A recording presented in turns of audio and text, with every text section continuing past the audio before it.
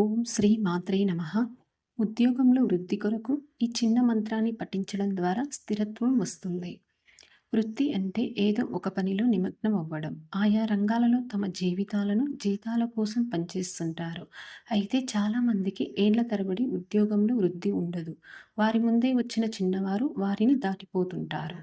ఉద్యోగి ఉద్యోగంలో స్థిరత్వం కోసం అభద్రతా భావం తొలగించుకోవాలంటే తప్పకుండా శనీశ్వరుడిని ఓం చిరస్థిర స్వభవాయ నమః అనే మంత్రంతో పూజించాలి.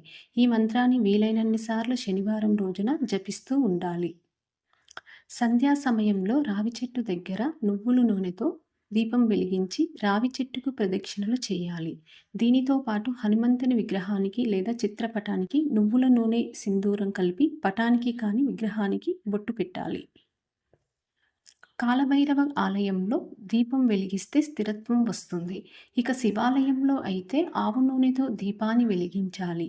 శనివారం రోజున పచ్చకర్పూరం కలిపిన కుంకుమను ముఖానికి బొట్టు ధరించాలి. అలాగే ప్రదోష కాలంలో రావి చెట్టు, వేప చెట్టు మొదట్లో ఉన్న పుట్టలో పాలు, నీళ్లు పోయడం ద్వారా ఉద్యోగంలో సంతృప్తికరమైన స్థానానికి వచ్చే అవకాశాలు మెండుగా ఉంటాయి. సోమవారం రోజున పరమేశ్వరుడికి పసుపు రంగు పువ్వుల మాల వేసి గరికె పూలతో స్వామిని పూజించిన తర్వాత శనగలు పెట్టి ప్రసాదంగా పరమేశ్వరుడికి నివేదించాలి. పరమేశ్వరుడి అనుగ్రహం వలన ఉద్యోగంలో సరైన స్థితికి రావడం జరుగుతుంది.